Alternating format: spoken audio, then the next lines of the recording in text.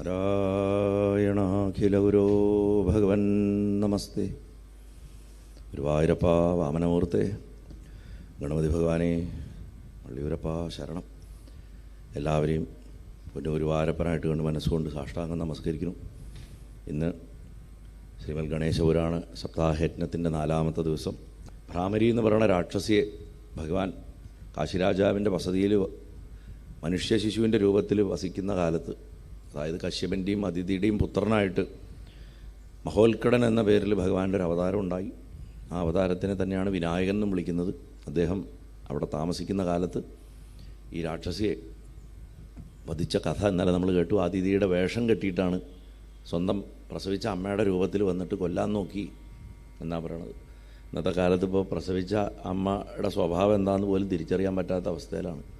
കഴിഞ്ഞ ദിവസം കൂടെ ഇന്നലെയല്ലേ ഞാൻ പറഞ്ഞത്, 3 വയസ്സുള്ളൊരു കുട്ടിയെ എറിഞ്ഞു കൊന്ന്. ഇന്നിപ്പോൾ അതിന് പുതിയ ഒരു മാനം വന്നിരിക്കുന്നു. ലോകം എങ്ങടാ പോകുന്നതെന്ന് പറയാൻ പറ്റില്ല. അപ്പോൾ ആ കാലത്ത് തന്നെ ഈ വിധത്തിലുള്ള തിന്മകളൊക്കെ ഈ ഭൂമിയിലുണ്ടായിരുന്നു. എനിക്കിവിടെ മനുഷ്യൻ്റെ സഹജ സ്വഭാവമാണ് തിന്മ എന്നുള്ളത്. അപ്പോൾ അതുകൊണ്ട് നമുക്കൊക്കെ ചെയ്യാവുന്ന ഒരു കാര്യം എന്താണെന്ന് വെച്ച് കഴിഞ്ഞാൽ, നമ്മളിലുള്ള നന്മയെ ഓരോരുത്തരും വളർത്തുക. മറ്റുള്ളവരെന്ത് ചെയ്യണമെന്ന് ഇപ്പോൾ നോക്കാതിരിക്കുക, അവനവനിലെ ആദ്യം കറക്റ്റ് ചെയ്യുക. അങ്ങനെ ഓരോരുത്തരും ശ്രമിച്ചു കഴിഞ്ഞാൽ സമൂഹത്തിൽ വലിയ പരിവർത്തനം ഉണ്ടാവും. കഥയിലേക്ക് കടക്കാം. ഭഗവാന്റെ ലീലകൾ, കാശി രാജധാനിയിലുള്ള ലീലകൾ തുടരുകയാണ്. ഒരു ദിവസം രാജാവ് രാവിലെ കുളിക്കാൻ പോകുന്ന സമയത്ത് നഗരത്തിലുള്ള പ്രമുഖരായിട്ടുള്ള പൗരജനങ്ങളൊക്കെ വന്നിട്ടുണ്ടെന്ന് വിവരം അറിഞ്ഞു. അവർ രാജാവിൻ്റെ ഒരു സ്വഭാവം എന്താണെന്ന് വെച്ച് കഴിഞ്ഞാൽ, അദ്ദേഹം ഒരിക്കലും ജനങ്ങൾ വന്നു കഴിഞ്ഞാൽ എനിക്ക് തിരക്കുണ്ട് കാണാൻ പറ്റില്ല എന്നൊന്നും പറയില്ല. അദ്ദേഹം കുളിക്കാൻ പോകുന്നതിന് പകരം അവരെ കാണാൻ പോയി. അവരെ കാണാൻ ചെന്ന് കഴിഞ്ഞാൽ എന്താ കാര്യം, എന്താ അത്യാവശ്യമായിട്ട് വന്നതെന്ന് ചോദിച്ചാൽ പറഞ്ഞു, ഇപ്പോൾ ഇവിടെ ഈ കുറച്ച് കാലമായിട്ട് ഈ കശ്യപൻ്റെ പുത്രനായിട്ടുള്ള ഒരു കുട്ടി ഇവിടെ വന്ന് താമസിക്കുന്നുണ്ടല്ലോ, ആ കുട്ടി ശരിക്കും മനുഷ്യനാണോ അതോ ദേവനാണോ അതോ ഇനി വല്ല വലിയ ഏതെങ്കിലും ശക്തിയാണോ? കാരണം ഇന്ദ്രനും വിഷ്ണുവിനും പോലും കൊല്ലാൻ പറ്റാത്ത ആൾക്കാരെയൊക്കെയാണ് ഈ കുട്ടി കൊല്ലുന്നത്. അതുകൊണ്ട് ദേവന്മാരെക്കാളും ശക്തിയുണ്ടെന്ന് ഇവൻ തെളിയിച്ചിട്ടുണ്ട്. എന്തായാലും ഒരു കാര്യം ഉറപ്പാണ്, ഇവൻ ഈ കാണിക്കുന്ന കഴിവ് മനുഷ്യന്മാർക്കില്ല എന്ന് പറഞ്ഞു. അപ്പോൾ ദേവൻ തന്നെയാണ് ആ കുട്ടിയുടെ രൂപത്തിൽ മറ്റു കുട്ടികളിലൊപ്പം കളിക്കണമെന്നുള്ള കാര്യത്തിൽ ഞങ്ങൾക്കിപ്പോൾ ഏകദേശം ഉറപ്പായിട്ടുണ്ട്. എന്നാലും അങ്ങയുടെ ഒരു അഭിപ്രായം അറിയാൻ വേണ്ടിയിട്ടാണ് ഞങ്ങൾ വന്നതെന്ന് പറയും. അപ്പോൾ രാജാവ് ചിരിക്കും. അദ്ദേഹം മറുപടിയൊന്നും പറയില്ല. അദ്ദേഹത്തിന് അറിയാമല്ലോ ഇത് ആളാരാ, തൻ്റെ വീട്ടിൽ വളരണമെന്ന്. അപ്പോൾ അവർ പറയും, അങ്ങയുടെ ആ ചിരിയിൽ നിന്ന് തന്നെ മനസ്സിലാവുന്നുണ്ട്, അതുകൊണ്ട് ഞങ്ങൾ കൂടുതൽ ചോദിക്കുന്നില്ല. ഞങ്ങൾക്കിനി ഒരു ആഗ്രഹമുണ്ട്, അതിനാണ് വന്നിരിക്കുന്നത്. സാധാരണ അങ്ങയുടെ ഒരു സ്വഭാവം എന്ന് പറഞ്ഞു കഴിഞ്ഞാൽ, ഈ രാജ്യത്ത് അങ്ങേക്ക് എന്ത് സൗഭാഗ്യം വന്നാലും അത് ഞങ്ങളുമായിട്ട് പങ്കുവയ്ക്കും. ഇന്നത്തെ കാലത്തെ പോലെയല്ല, സൗഖ്യം മുഴുവൻ സ്വന്തം വീട്ടിലേക്കും ദുരിതം വന്നാൽ അത് മുഴുവൻ നാട്ടുകാർക്കും കൊടുക്കുന്ന ഭരണാധികാരികളായിരുന്നില്ല. അപ്പോൾ എന്തു നന്മ തനിക്ക് വന്നു കഴിഞ്ഞാലും അത് ജനങ്ങളുമായിട്ട് പങ്കുവെക്കണ ആളാണ് അങ്ങ്. പക്ഷെ ഞങ്ങളൊരു കാര്യം ശ്രദ്ധിച്ചു, ഈ കുട്ടിയെ മാത്രം അങ്ങ് ഞങ്ങൾക്ക് വിട്ടു തരുന്നില്ല. അതെന്താ നിങ്ങൾ അങ്ങനെ പറയണത്? അതല്ല, അങ്ങയുടെ വീട്ടിലല്ലേ 24 മണിക്കൂറും അവൻ വളരെയും കളിക്കുകയൊക്കെ ചെയ്യണത്. ഓരോ ദിവസം ഞങ്ങളുടെയൊക്കെ വീടുകളിലേക്കും അവനെ അതിഥിയായിട്ട് ക്ഷണിക്കാനാണ് ഞങ്ങൾ വന്നിരിക്കുന്നത്. അങ്ങ് അനുവദിക്കണം.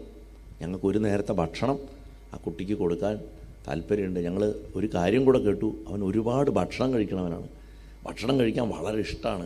ആസ്വദിച്ച് ഭക്ഷണം കഴിക്കുന്ന ആൾക്കാരെ വീട്ടിൽ വിളിച്ച് ഭക്ഷണം കൊടുക്കുക എന്നുള്ളത് മനസ്സിന് വളരെ സന്തോഷം തരുന്ന ഒരു കാര്യമാണ്. അല്ലെങ്കിലും അപ്പോൾ ഈ കുട്ടി നല്ല വൃത്തിയായിട്ട് ഭക്ഷണം കഴിക്കും, വെടിപ്പായിട്ട് കഴിക്കും, നല്ലോണം കഴിക്കും, രുചി അറിഞ്ഞ് കഴിക്കും, എന്നിട്ടത് അപ്രീഷിയേറ്റീവും ചെയ്യും. ഭക്ഷണം കഴിച്ചിട്ട് അപ്രീഷിയേറ്റീവും വേണമല്ലോ. ഇത് മുഴുവൻ കഴിച്ച് കഴിഞ്ഞിട്ട് ഒന്നിനും കൊള്ളില്ല. പഴയ കാലത്ത് ഈ ഔചിത്യത്തിൻ്റെ ചർച്ചകളിൽ പ്രധാനപ്പെട്ടിട്ടുള്ളൊരു കാര്യമാണ് ഔചിത്യം പഠിപ്പിക്കും കുട്ടികളെ. ഞാൻ മുമ്പ് പറഞ്ഞിട്ടുണ്ട്, ഈ പ്രത്യഭിജ്ഞാതന്ത്രം എന്ന് പറഞ്ഞിട്ട് കാശ്മീര ശൈവത്തിലെ മഹാഗ്രന്ഥങ്ങളിലൊന്നും എഴുതിയിട്ടുള്ള ക്ഷേമേന്ദ്രൻ വളരെ ലളിതമായിട്ട് നമ്മൾ സാധാരണക്കാർക്ക് ഉപകരിക്കുന്നൊരു പുസ്തകം എഴുതിയിട്ടുണ്ട്. ഔചിത്യ വിചാര ചർച്ച എന്നാണ് അതിൻ്റെ പേര്. അതായത് ജീവിതത്തിൽ ഓരോ സന്ദർഭത്തിൽ എങ്ങനെ കോമൺ സെൻസോട് കൂടിയിട്ട് പെരുമാറണമെന്ന് പഠിപ്പിക്കുന്ന പുസ്തകമാണ്. ഇന്നത്തെ കാലത്ത് അതൊക്കെയാണ് ടെക്സ്റ്റ് ബുക്ക് ആക്കേണ്ടത് സ്കൂളുകളിൽ. കാരണം ഇന്ന് മുതിർന്നവർക്കും ഔചിത്യമില്ല, കുട്ടികൾക്കും ഔചിത്യമില്ല, ആർക്കും ഔചിത്യമില്ല. അങ്ങനത്തെ അവസ്ഥയിലാണ്. എവിടെ എങ്ങനെ പെരുമാറണം എന്ന് അറിയാത്ത അവസ്ഥയാണ്. അപ്പം ഇവിടെ പ്രധാനപ്പെട്ടൊരു ഔചിത്യം പറയണം എന്താണെന്ന് വെച്ച് കഴിഞ്ഞാൽ, ഒരു വീട്ടിൽ നമ്മൾ ഗസ്റ്റായിട്ട് പോയി കഴിഞ്ഞാൽ ഒരിക്കലും ഭക്ഷണത്തിനെ കുറ്റം പറയരുത്. അവരോട് വീട്ടിൽ ഇവിടെ വന്നിട്ട് പറയാം ഭക്ഷണം നന്നായിട്ടില്ല എന്ന്, അവനവൻ്റെ വീട്ടിൽ വന്നിട്ട് പറഞ്ഞാലും കുഴപ്പമില്ല. അവരുടെ മുഖത്ത് നോക്കിയിട്ട് ഭക്ഷണം കൊള്ളില്ല എന്നൊരിക്കലും പറയരുത്. അത് ഒരു വലിയ മഹാപാപവും കർമ്മദോഷവും കൂടിയായിട്ടാണ് ശാസ്ത്രം പറഞ്ഞു വയ്ക്കണത്. അപ്പോൾ എന്താണെന്നുണ്ടെങ്കിലും ആ കുട്ടി ഞങ്ങളുടെ വീടുകളിൽ വന്നാൽ ഞങ്ങളും അനുഗ്രഹിക്കപ്പെടും എന്ന് പറഞ്ഞു. രാജാവ് ധർമ്മമായിട്ടുള്ള വസ്തു, അതായത് ന്യായമായിട്ടുള്ളൊരു വസ്തു ആണെങ്കിലും രാജാവ് അത് എനിക്ക് മാത്രം എന്ന് പറഞ്ഞ് വെച്ച് കഴിഞ്ഞാൽ, ഭരണാധികാരി എനിക്ക് മാത്രം പറഞ്ഞിട്ട് എന്ത് വെച്ച് കഴിഞ്ഞാലും അത് വിഷാവും. അമൃതിനെ എടുത്തിട്ട് എനിക്ക് മാത്രം എന്ന് പറഞ്ഞ് വെച്ചാലും അമൃത് വിഷാവും. നേരെ മറിച്ച് വിഷത്തിനെ എടുത്തിട്ട് ജനങ്ങളുമായിട്ട് പങ്കുവെച്ചാലും അത് അമൃതാവുന്നു എന്നൊരു പ്രമാണം പറയും. ഇപ്പം പിന്നെ ശരിക്കുള്ള വിഷമാണ് തരുന്നത്, അമൃതാവണമില്ല. അപ്പം പിന്നെ എന്താ പറയുക, ഈ ഇതിൽ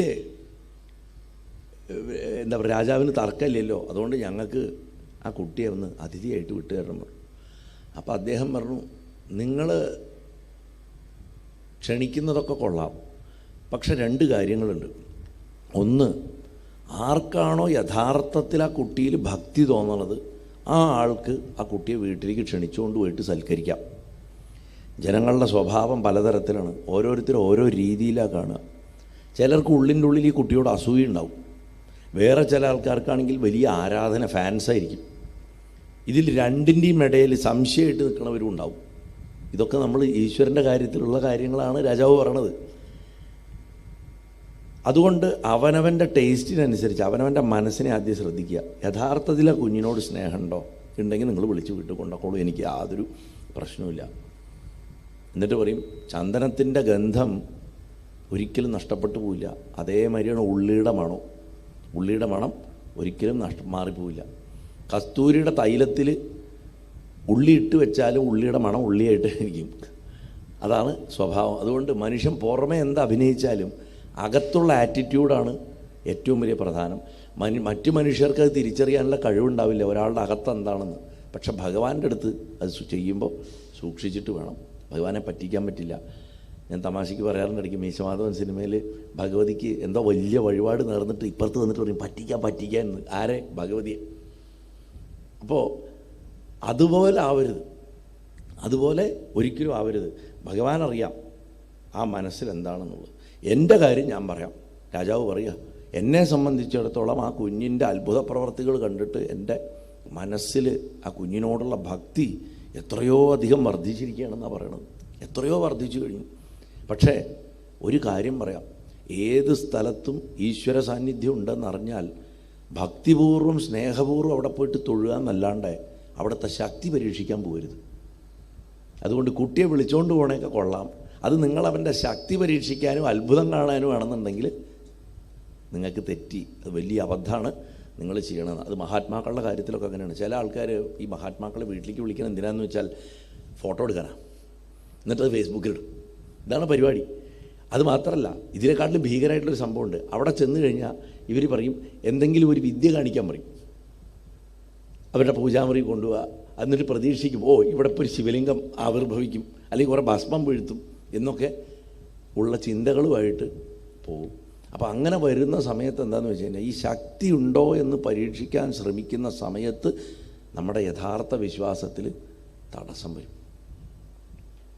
മറ്റൊരു മതപദ്ധതിയിലത്തെ ഒരു വിഷയമാണെങ്കിലും മനോഹരമായിട്ടൊരു വിഷയമാണ്. ഈ പ്രാചീന കാലത്ത് മനുഷ്യർ പലതരം വിശ്വാസക്കാരായിരുന്നു. അതായത് ഇന്നത്തെ പോലെ തന്നെ അന്നും സംശയമുള്ള വ്യക്തികളുണ്ട്, അനവധി സംശയമുള്ള വ്യക്തികളുണ്ട്. ഈ സംശയമുള്ള വ്യക്തികളെ വിശ്വാസത്തിലേക്ക് കൊണ്ടുവരിക എന്നുള്ളത് ആചാര്യന്മാരുടെ ഒരു രീതിയായിരുന്നു. ഇന്നത്തെ പോലെ അതൊരു ഇൻസ്റ്റിറ്റ്യൂഷൻ ഉണ്ടാക്കാനും പണപ്പിരിവ് നടത്താനും ക്ഷേത്രം പണിയാനും മറ്റ് ഫണ്ട് ഉണ്ടാക്കാനും വേണ്ടിയിട്ട് ആൾക്കാരെ ആകർഷിക്കണ പോലെ അല്ല. അത് യഥാർത്ഥത്തിൽ ഓരോ ജീവനെയും കൈപിടിച്ചുയർത്തി അവരെ ഈശ്വരത്വത്തിലേക്ക് എത്തിക്കണം എന്ന പൂർണ്ണമായിട്ടുള്ള ആഗ്രഹത്തോടു കൂടി തന്നെയാണ് ചെയ്തിരുന്നത്. അപ്പോൾ അങ്ങനെയുള്ള സമയത്ത് അവർ ചില വിദ്യകളൊക്കെ കാണിക്കും സാധാരണക്കാരെ ആകർഷിക്കാൻ.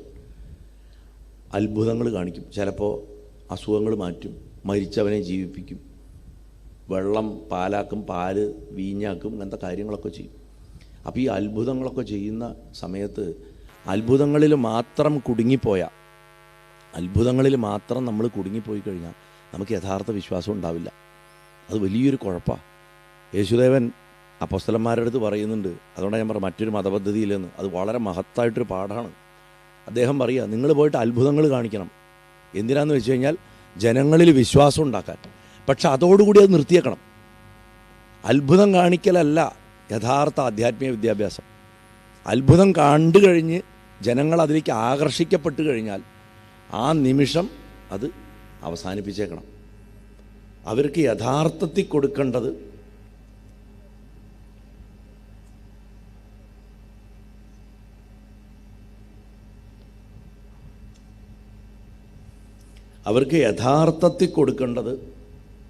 ആ ഈശ്വര തത്വമാണ് കൊടുക്കേണ്ടത്. നമുക്ക് ആദ്യം കൊച്ചുകുട്ടികളെ ഒരു മിഠായി കാണിച്ചിട്ട് നമ്മൾ കൊണ്ടുവന്നിട്ട് അവരെ കൊണ്ട് വേറൊരു പ്രധാനപ്പെട്ട കാര്യം ചെയ്യിപ്പിക്കുന്നത് പോലെയാണ് അത്ഭുതങ്ങളും. അത്ഭുതങ്ങൾക്ക് ആ മിഠായിയുടെ വിലയുള്ളൂ. അതേ ഉള്ളൂ എൻ്റെ പർപ്പസ്, ഈശ്വരങ്കലേക്ക് എത്തിക്കുക. ഇപ്പോൾ ചിലർ പറയും, ഞാൻ എൻ്റെ ഒരു സുഹൃത്ത് പറഞ്ഞിട്ട് ആ അമ്പലത്തിൽ പോയത്, പക്ഷേ ഇത്രയും വർഷം ഞാൻ അനുഭവിച്ചൊരു പ്രശ്നം ഒറ്റ ദിവസം കൊണ്ടാണ് അവിടെ തൊഴുതപ്പോൾ മാറിയതെന്ന് പറയും. അപ്പം നമ്മുടെ വിശ്വാസത്തിൻ്റെ അടിത്തറ കിടക്കണത് എന്താ? നമുക്ക് വന്ന അനുഭവത്തിലാണ്, അല്ലേ? ആ അനുഭവത്തിലാണ് നമുക്ക് വന്നത്. അത് നമ്മൾ അത്രയും ദീനരായി മറ്റൊരു മാർഗവും കാണാണ്ട് അവിടെ ചെന്ന് മനസ്സ് മുട്ടി പ്രാർത്ഥിച്ചു കഴിയുമ്പോൾ ആ ഭഗവാൻ നമുക്ക് തരുന്നതാണ്. പക്ഷെ നമ്മൾ എല്ലാ തവണയും ആ അത്ഭുതത്തിന് വേണ്ടിയിട്ടാണ് അവിടെ പോകണമെന്നുണ്ടെങ്കിൽ ആ ഭഗവാൻ ചിലപ്പോൾ ഒന്നും ചെയ്തു തരില്ല. പിന്നെ അത് പ്രകൃതിയുടെ നിയമമാണ്. പ്രകൃതി ചില സമയത്ത് നമ്മൾ വിചാരിക്കാത്ത ഭാഗ്യങ്ങൾ തരും. വിചാരിക്കാത്ത ഭാഗ്യങ്ങൾ ചില സമയങ്ങളിൽ നമ്മൾ അതിനെ പ്രതീക്ഷിച്ച് വീണ്ടും എപ്പോഴും കാക്കിയിരിക്ക പനമ്പഴം വീഴുന്ന് പ്രതീക്ഷിക്കാൻ പാടില്ല പ്രകൃതിയിൽ. അതുകൊണ്ട് തന്നെ നമ്മൾ മഹാത്മാക്കളുമായിട്ട് ബന്ധം വരുമ്പോഴും ക്ഷേത്രങ്ങളിലാണെങ്കിലും ആ ദേവനെയോ ദേവിയോ അല്ലെങ്കിൽ ആ മഹാത്മാവിനെ പരീക്ഷിക്കരുത്. അത് വലിയ അപകടത്തിന് ചെയ്യും. ആദ്യമൊക്കെ രസമായിരിക്കും, പക്ഷെ പിന്നീട് അത് വലിയ ദുരന്തങ്ങൾ ഉണ്ടാക്കും. അപ്പോൾ അവൻ്റെ ശക്തി പരീക്ഷിക്കാനായിട്ട് നിങ്ങൾ അവനെ കൊണ്ടുപോകണ്ടെന്ന് പറയും രാജാവ്. ഞാൻ ഈ സന്ദർഭത്തിൽ ഇത് പറഞ്ഞതെന്താ വെച്ചാൽ ഇതൊക്കെ നമ്മുടെ കാലഘട്ടത്തിൽ ഇന്നും നമ്മൾ കണ്ടുവരുന്ന ചില ദുഷിച്ച പ്രവണതകളുടെ ഭാഗങ്ങളാണ് ഇപ്പോൾ ഈ പറഞ്ഞതൊക്കെ. രാജാവിൻ്റെ വാക്കുകൾ കേട്ടിട്ട് പൗരന്മാരൊക്കെ സന്തുഷ്ടരായി. ശരി, വളരെ സന്തോഷം, വളരെ സന്തോഷം, ഞങ്ങൾ എത്രയും പെട്ടെന്ന് അദ്ദേഹത്തിനെ വീട്ടിൽ കൊണ്ടുപോയിട്ട് ആരാധിക്കാൻ തയ്യാറാണ് എന്ന് പറയുന്ന ആ സമയത്ത് അവിടെ ഭഗവാൻ വന്നു. ഈ കുട്ടി ഇവരൊക്കെ രാജാവിൻ്റെ അടുത്ത് നിൽക്കുന്ന ആ സ്ഥലത്തേക്ക് വന്നു. അദ്ദേഹത്തിന് ഭഗവാൻ സർവജ്ഞനാണ്. ഭഗവാൻ ഇവരുടെ മനസ്സിലെന്താണെന്നറിയാം. അദ്ദേഹം പറഞ്ഞു, മഹാത്മാക്കളായിട്ടുള്ള ജനങ്ങളെ, നിങ്ങൾ എന്തിനാ എന്നെ വെറുതെ ക്ഷണിച്ച് വീട്ടിൽ കൊണ്ടുപോകണം? അതൊക്കെ നിങ്ങൾക്ക് ആവശ്യമില്ലാത്ത ചിലവുണ്ടാക്കും. പൈസ അങ്ങനെ വെറുതെ കളയരുത്.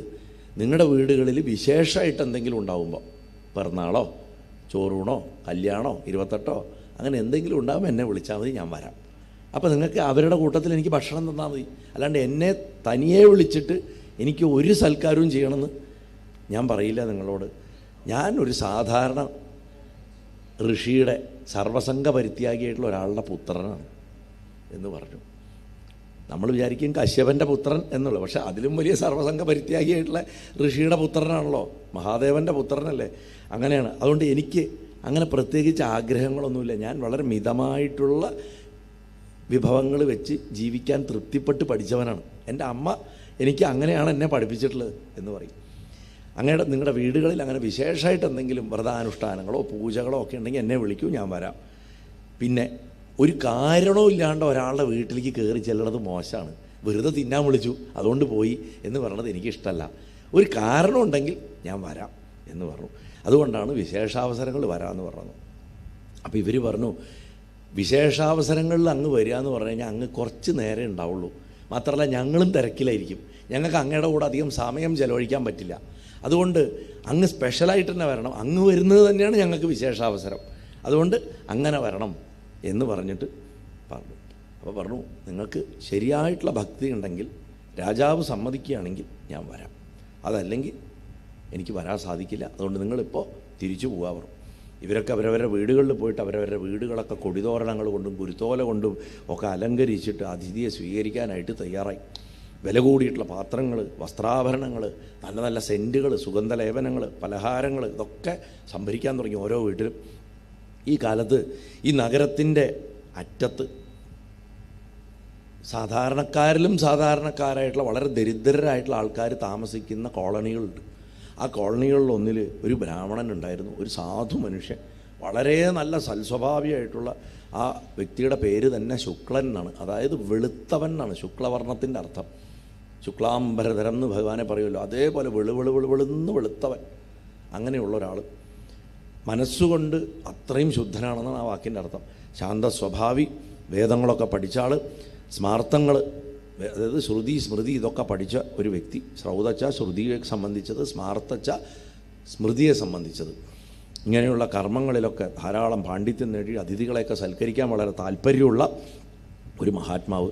അദ്ദേഹത്തിൻ്റെ ഭാര്യയുടെ പേര് വിദ്രുമ എന്നാണ്. നോക്കൂ, ആ പേര് നോക്കൂ. ഭർത്താവിൻ്റെ പേര് വെളുത്ത നിർമ്മല സ്വഭാവമുള്ള ശുക്ല ശബ്ദം കൊടുത്തിരിക്കുന്നു. ഇപ്പുറത്ത് വിദ്രുമ എന്ന് പേര്. വിദ്രുമ എന്ന് പറഞ്ഞു കഴിഞ്ഞാൽ പവിഴം എന്നർത്ഥം. നല്ല പവിഴം പോലത്തെ ഒരു സ്ത്രീ, മനസ്സും നല്ലത്, സൗന്ദര്യമുണ്ട്, ഒരു സാധു, എന്നാൽ ഭഗവാന്റെ ഭക്ത, അതായത് പരാശക്തിയുടെ അംശം നിൽക്കുന്നവളെന്നും കൂടെ നമുക്ക് അതിൽ അർത്ഥം എടുക്കാം. വിശേഷപ്പെട്ടത് എന്നാണ് വി എന്നുള്ള ധാതു കൊണ്ട് വരിക. ദ്രുമം എന്ന് പറഞ്ഞാൽ മരം എന്നാണ് ശരിക്കും അർത്ഥം.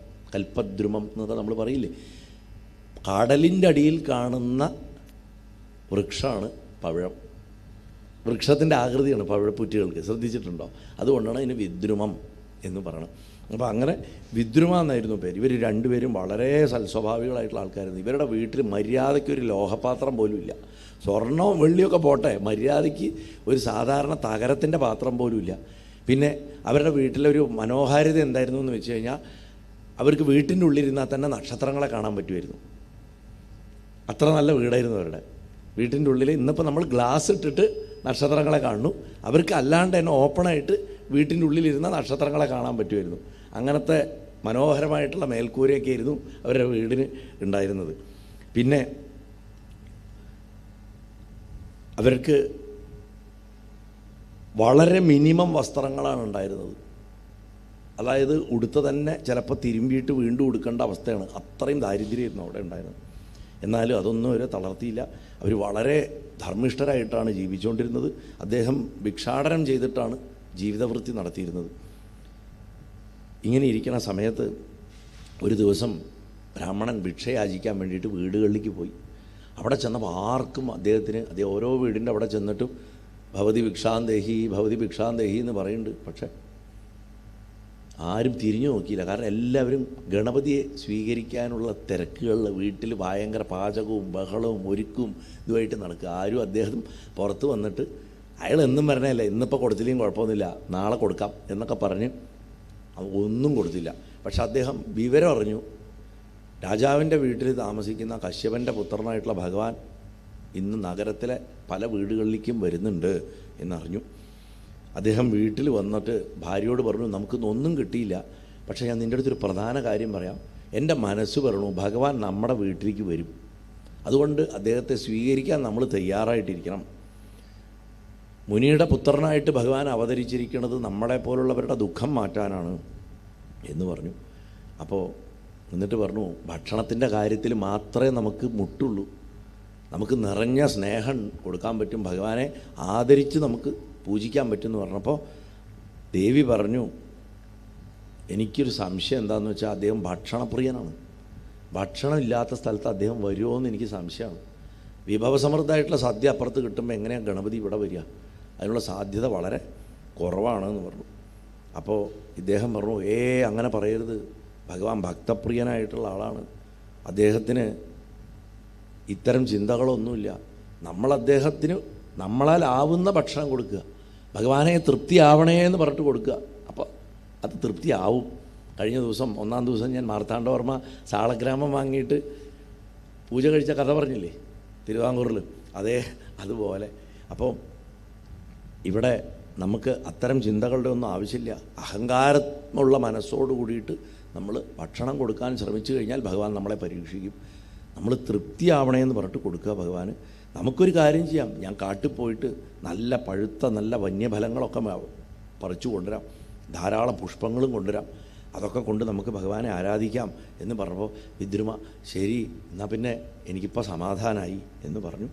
ഭഗവാനെ എന്തെങ്കിലും നമ്മൾക്ക് കയ്യിൽ കിട്ടുന്നത് ഭക്തിയോടുകൂടി സമർപ്പിച്ച് തൃപ്തിപ്പെടുത്താൻ ഗണപതിയെ എന്ന് പറഞ്ഞിട്ട് ഭർത്താവിൻ്റെ അടുത്ത് പറഞ്ഞു, അദ്ദേഹത്തിനെ പോയിട്ട് ക്ഷണിക്കൂ എന്ന് പറഞ്ഞു. അതിനുശേഷം അവൾ തന്നെ പല വീടുകളിൽ അവൾക്ക് പരിചയമുള്ള ചില സുഹൃത്തുക്കളായിട്ടൊക്കെ പരിചയമുള്ള അങ്ങനെ അടുപ്പമുള്ള വീടുകളിൽ ചെന്നിട്ട് കുറേശ്ശെ ധാന്യങ്ങൾ വാങ്ങി. ആ ധാന്യങ്ങളെന്ന് പറഞ്ഞാൽ 18 തരം ധാന്യങ്ങൾ, ഉഴുന്ന്, പയർ, ഇങ്ങനെ പല പല പല സാധനങ്ങൾ.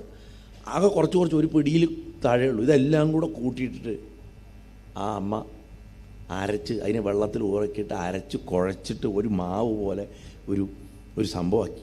എന്നിട്ട് അതിനെ അങ്ങോട്ട് വേവിച്ചിട്ട് ഒരു പലഹാരം, ഒരു 18 തരം ധാന്യങ്ങൾ മിക്സ് ചെയ്തിട്ട് നമ്മൾ ഇന്ന് തടി കുറയ്ക്കാൻ വേണ്ടിയിട്ട് രാവിലെ മൾട്ടിഗ്രെയിൻ ഉണ്ടാക്കിയിട്ട് മൾട്ടിഗ്രെയിൻ മറ്റേ എന്താ നമ്മുടെ അതിൻ്റെ പറയുക കോൺഫ്ലേക്സിൻ്റെ ആ സംഭവമില്ലേ, അതുപോലെ കഴിക്കണത് പോലെ അല്ല ഇത് സ്നേഹം കൊണ്ട് ചെയ്യണതാണ്. കുചേലൻ്റെ അവില് പോലെ, കുചേലൻ്റെ പാഥേയം പോലെ, ആ എന്താ പറയുക അവില് പോലെയാണ് വാസ്തവത്തിൽ ഈ 18 തരം ധാന്യങ്ങളെ കൂട്ടി ഇടിച്ചിട്ട് ഒരു ഇതുണ്ടാക്കി. മാത്രമല്ല വളരെ എന്താ പറയുക അത്യാവശ്യം ചന്ദനം, കുറച്ച് ചന്ദനം ബാക്കിയുണ്ട്. ആ ചന്ദനമൊക്കെ അവർ അരച്ച് തയ്യാറാക്കി വെച്ചു.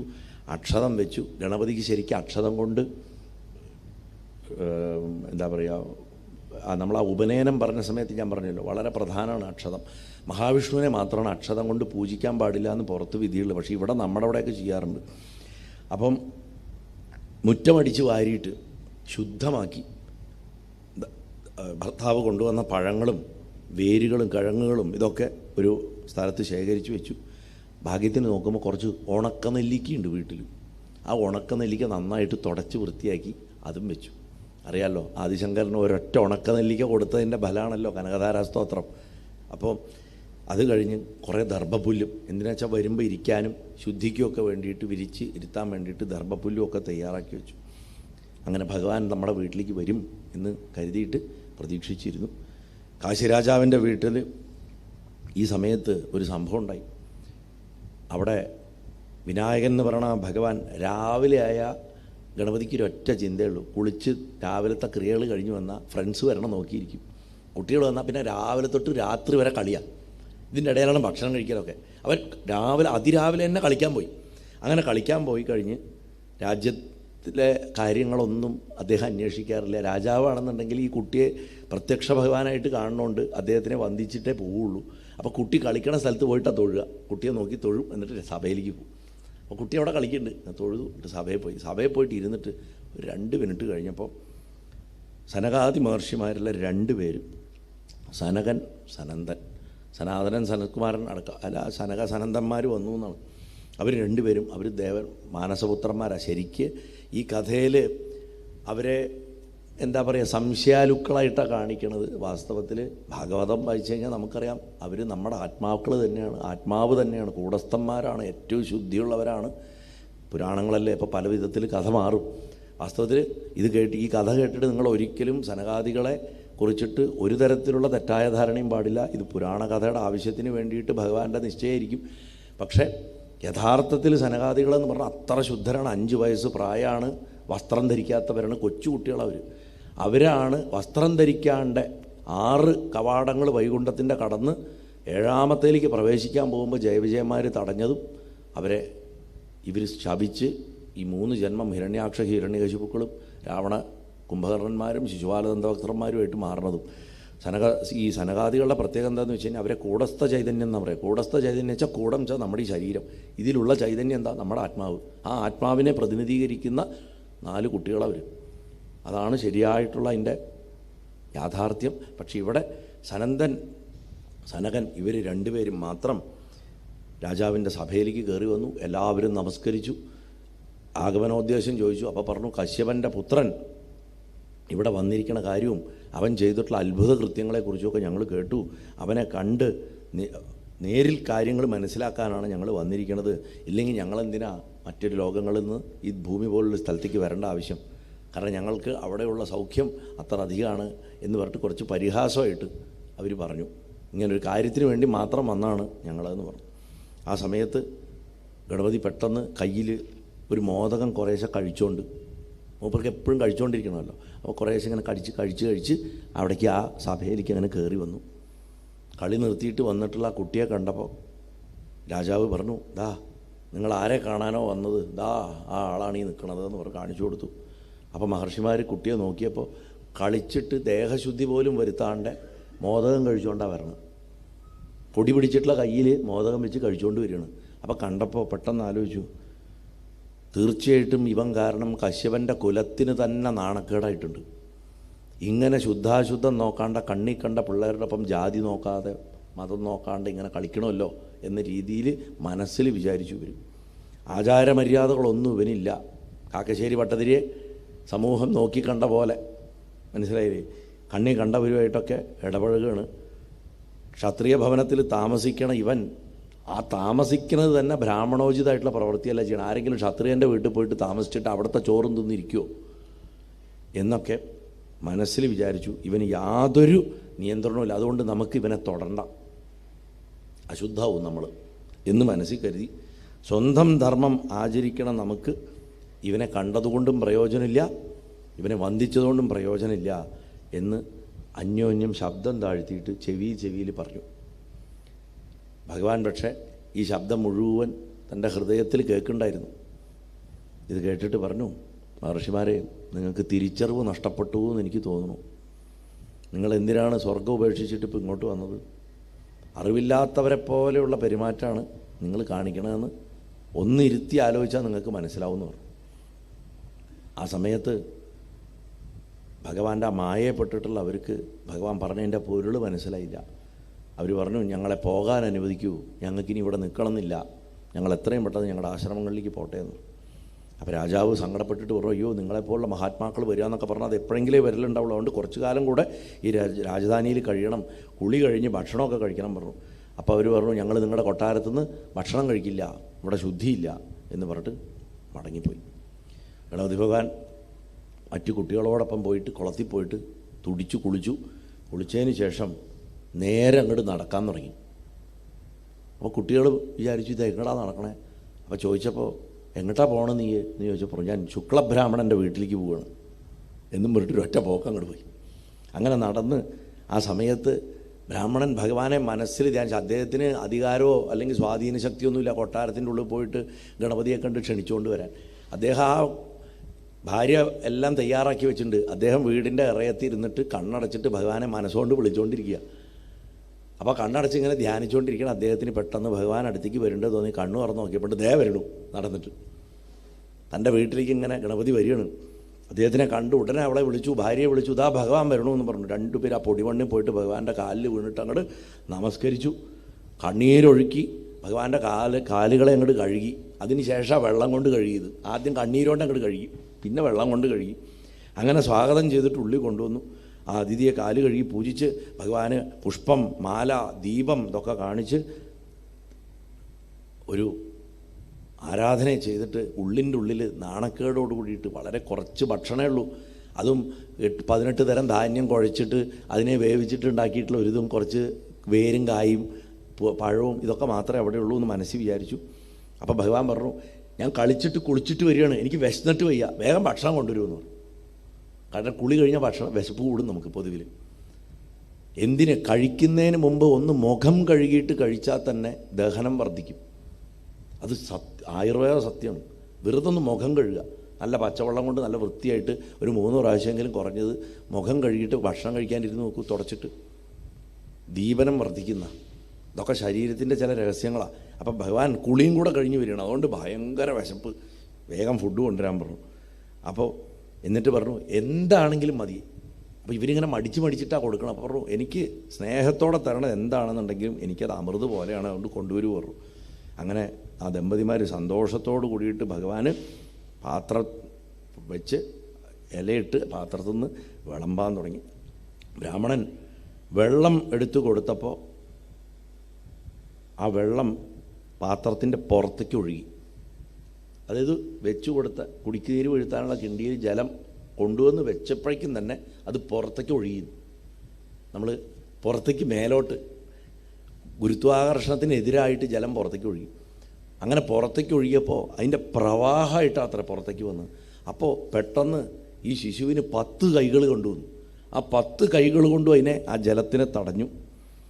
അങ്ങനെ 10 കൈകൾ കൊണ്ട് ഒഴുകുന്ന ജലത്തിനെ കണ്ട സമയത്ത് ഇവർ രണ്ടുപേരും അത്ഭുതപ്പെട്ടു. അപ്പോഴേക്കും ചിലർ ഭഗവാൻ അവിടെ വന്നിട്ടുണ്ടെന്ന് അറിഞ്ഞിട്ട് ചില പ്രമാണിമാരൊക്കെ ഈ ശുക്ലൻ്റെ കുടിലിൻ്റെ മുന്നിൽ വന്ന് നിൽക്കുന്നുണ്ടായിരുന്നു. അവരും ഈ രംഗം കണ്ടു. ആർക്കും ഈ ദരിദ്രബ്രാഹ്മണൻ്റെ വീട്ടിൽ ഭഗവാൻ വന്നു എന്ന് വിശ്വസിക്കാൻ തന്നെ പറ്റിയില്ല. കാരണം ഞങ്ങൾ പോയി ക്ഷണിച്ചതാണ് അവിടെ, എന്നിട്ട് പോലും ഭഗവാൻ ഇവിടെ വന്നിരിക്കുന്നു എന്ന് പറഞ്ഞു.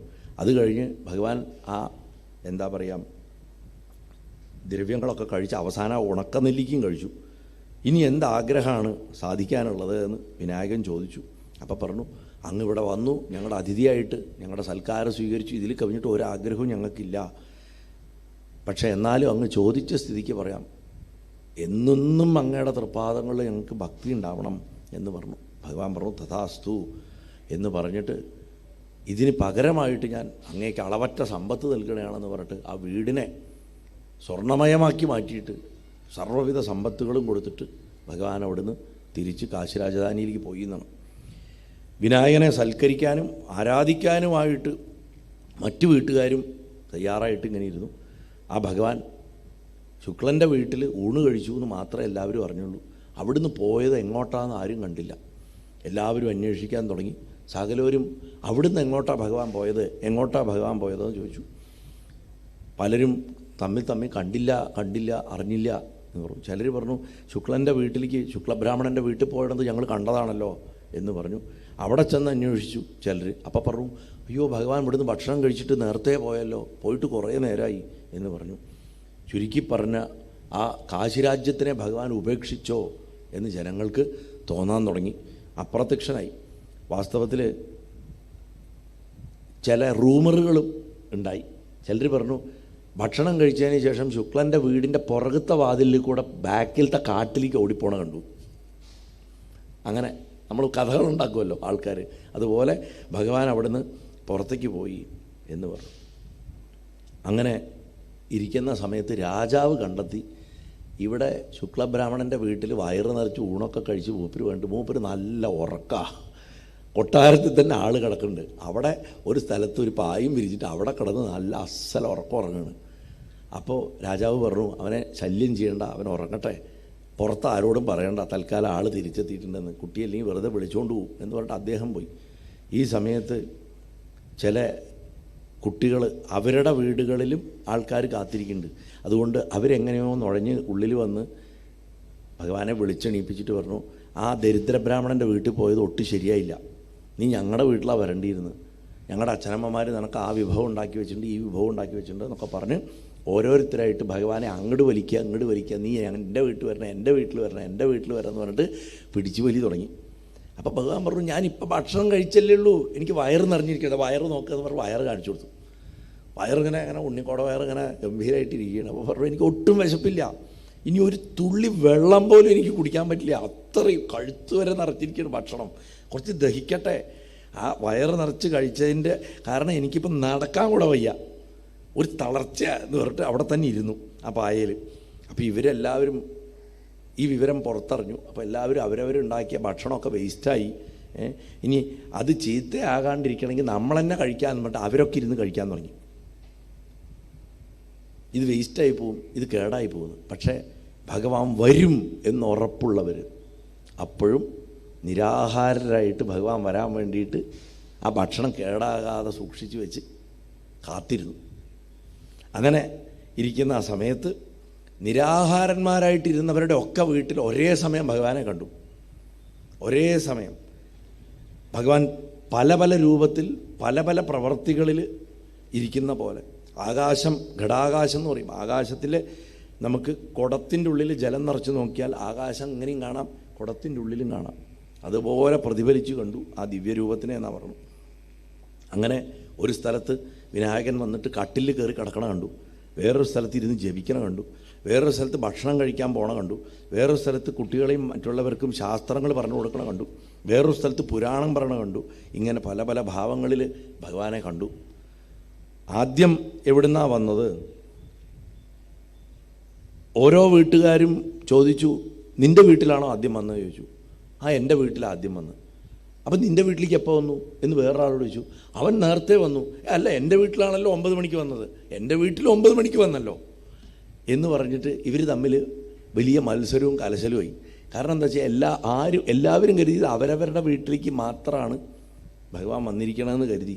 ഭഗവാൻ എല്ലാ വീടുകളിലും ഒരേ സമയം ചെല്ലാൻ കഴിവുള്ളവനാണെന്നുള്ളത് അവർ മറന്നുപോയി. അങ്ങനെ എന്താണെന്നുണ്ടെങ്കിലും ഭഗവാൻ ആ വീടുകളിൽ നിന്ന്, ആ നിരാഹാരരായിട്ടിരുന്നവരുടെ വീടുകളിൽ നിന്നൊക്കെ ഭക്ഷണം കഴിച്ച് അവരെ സന്തോഷിപ്പിച്ചു. കാശിരാജാവിനെ കണ്ടിട്ട് ജനങ്ങൾ ആ സൽക്കരിക്കാൻ സാധിച്ച ഭാഗ്യം ചെയ്തവർ രാജാവിൻ്റെ അടുത്ത് പോയിട്ട് നന്ദി പറഞ്ഞു, സന്തോഷം പറഞ്ഞു. രാജാവിനും അത് കേട്ട് വലിയ സന്തോഷമായി. ഭഗവാൻ അനവധി ഗൃഹങ്ങളിൽ ഒരേ സമയം ആതിഥ്യം സ്വീകരിക്കാൻ പോയി എന്ന് രാജാവിന് മനസ്സിലായി. ചില സ്ഥലത്ത് ആനപ്പുറത്ത് കയറിയിട്ടാണ് വന്നതെന്ന് രാജാവ് പറഞ്ഞു. ചില സ്ഥലത്ത് പല്ലക്ക് കയറിയിട്ടാണ് അത്രേ ഭഗവാൻ ചെന്നത്. ചില സ്ഥലത്തേക്ക് നടന്നിട്ടാണ് പോയത്.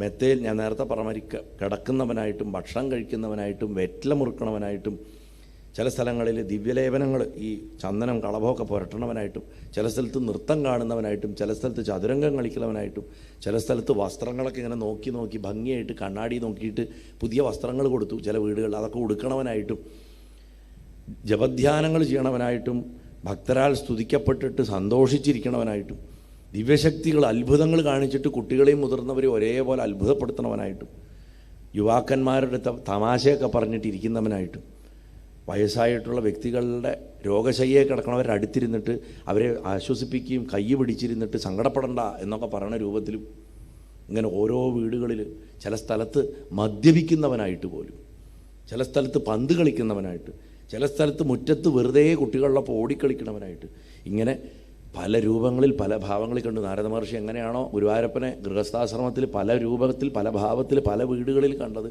അതേപോലെ ഇവിടെ ഗണപതി ഭഗവാനെ കാശിരാജാവ് കണ്ടു എന്നാണ് പറഞ്ഞത്. സനകനും സനന്ദനും സത്യം പറഞ്ഞു കഴിഞ്ഞാൽ ഭഗവാന്റെ ഈ മായാഭാവം കണ്ടിട്ട് കുഴഞ്ഞുപോയി. കണ്ണടയ്ക്കുമ്പോഴും തുറക്കുമ്പോഴും ഭഗവാനെ കണ്ടു. സിംഹാരൂഢനായിട്ട് 10 കൈകളോട് കൂടിയിട്ട് സിദ്ധി ബുദ്ധി എന്നുള്ള ഭാര്യമാരോടൊപ്പം കിരീടം കുണ്ഡലങ്ങളൊക്കെ അണിഞ്ഞ് കടിസൂത്രം മുദ്ര ഇതൊക്കെ ധരിച്ച് ഭഗവാന്റെ ശരിയായിട്ടുള്ള രൂപം കണ്ടപ്പോൾ ആ മുനിമാർക്ക് ബോധ്യമായി കശ്യപൻ്റെ പുത്രൻ്റെ രൂപത്തിൽ പ്രത്യക്ഷപ്പെട്ടിട്ടുള്ളത് സാക്ഷാൽ ഗണപതി ഭഗവാൻ തന്നെയാണെന്ന് അവർക്ക് ഉറപ്പായി. അവർ ഭഗവാനെ സ്തുതിച്ചു എന്നാണ് പറഞ്ഞത്. സനന്ദന സനാതനന്മാരുടെ അവരുടെ ഒരു സ്തുതിയുണ്ട്. അവർ ബ്രഹ്മാവിൻ്റെ മാനസപുത്രന്മാരായതുകൊണ്ട് അവർക്ക് നന്നായിട്ടറിയാം ഭക്തി എത്ര ശ്രേഷ്ഠമാണെന്ന്. മാത്രമല്ല ഭഗവാന്റെ മാഹാത്മ്യം അറിയുന്നവരാണ്. പക്ഷെ അവരെപ്പോലും മോഹവലയത്തിലും മായാവലയത്തിലും കുടുക്കിക്കളഞ്ഞു. പക്ഷെ അതിന്ന് പുറത്ത് കിടന്ന് അവർ ഭഗവാനെ സ്തുതിക്കുകയാണ്.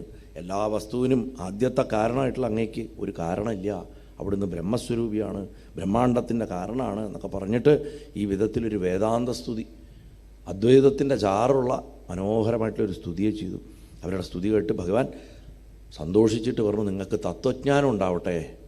തത്വം എന്ന് പറഞ്ഞു കഴിഞ്ഞാൽ അവിടെ അതും ഇതും പരമാത്മാവും ജീവാത്മാവും അത് രണ്ടും ഒന്നാകുന്നു എന്ന് പറയലാണ് തത്വമസി എന്ന് പറയുന്നത്. തത്വം അസി എന്ന് പറയുന്നത് പരമാത്മാവും ജീവാത്മാവും ഒന്നാണ് എന്ന് പറയുന്ന ആ അറിവുണ്ടാവട്ടെ എന്ന് പറഞ്ഞു.